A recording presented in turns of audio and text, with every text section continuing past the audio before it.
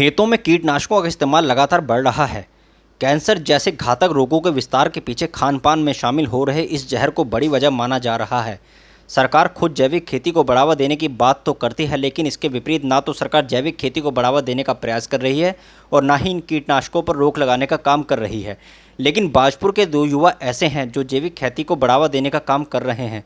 बाजपुर निवासी संजीव भारद्वाज तथा देवकीनंदन जोशी, ये दोनों युवक आने वाले कुछ समय में बाजपुर तथा आसपास के हर किसान तक केंचुए व गोबर से तैयार वर्मी कंपोस्ट को पहुंचाने का लक्ष्य लेकर काम कर रहे हैं।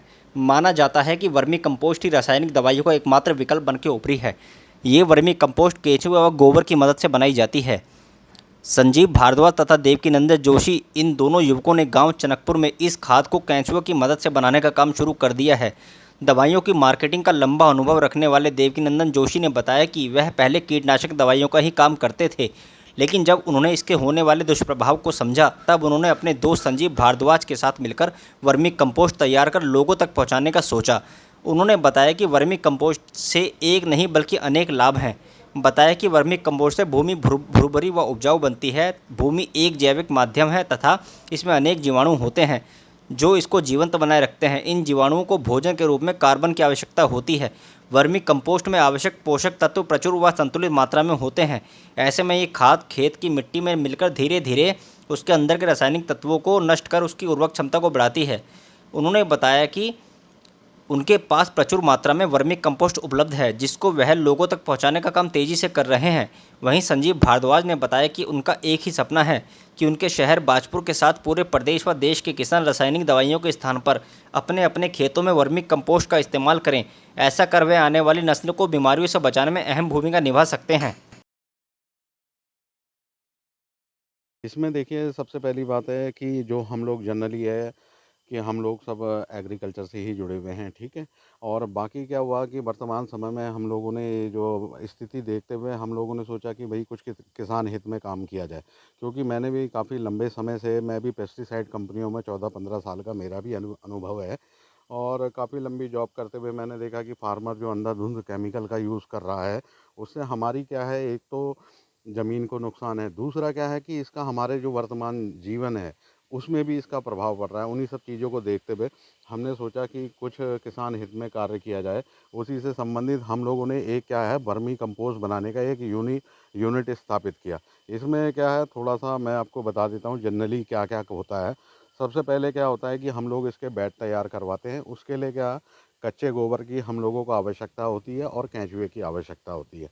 अगर कोई किसान बंधु करना चाहता है तो अपने ये वर्मी कंपोस्ट के बेड बना सकता है। इसमें जो बेड की लंबाई और चौड़ाई रहती है वो लगभग 4.5 फुट इसकी चौड़ाई रहेगी और लंबाई जो है वो 30 फुट की रहती है।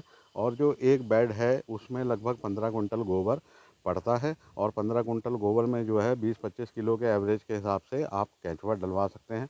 और ये मान के चलिए कि आपको जो है 65 से 70 दिन के अंदर कंप्लीट जो है केंचुआ उसको खाकर आपको वर्मी कंपोस्ट दे देता है।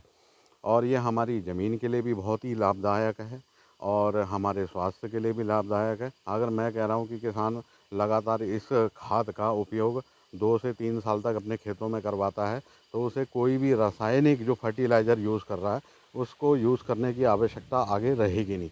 आपने देखा कि लागत तो बढ़ती जा रही है, प्रोडक्शन हमारा डाउनफॉल में जा रहा है। इन सब चीज़ों को देख के, और ये चीज़ अगर आप अपने खेतों में करते हैं तो इसका बहुत ही बेनिफिट होगा। अगर कोई भाई बंधु इस काम को करना भी चाहता है, वर्मी कंपोस्ट अपने वहाँ यूनिट लगवाना चाहता है तो हम उसमें भी उनकी मदद कर देंगे।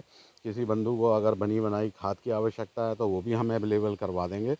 तो जो भी है इसके लिए आप देखिए इसके फ़ायदे क्या हैं। नंबर एक तो क्या है कि जैसे कि मान लीजिए आप कोई भी फर्टिलाइज़र यूज़ कर रहे हो, एक तो ये पूर्ण रूप से जैविक फर्टिलाइज़र है। और पोषक तत्वों की बात करोगे तो ये मेरी इसमें लगभग 14 से 15 पोषक तत्व आपकी फसल को मिलते हैं। ये एक पोषक तत्वों की एक कैटेगरी होती है जिसमें इनको अलग अलग डिवाइड किया जाता है। इसमें कुछ मुख्य होते हैं, कुछ सूक्ष्म होते हैं, कुछ मध्यम होते हैं। इसमें क्या है, हर तरीके का जो है आपको पोषक तत्व अवेलेबल है।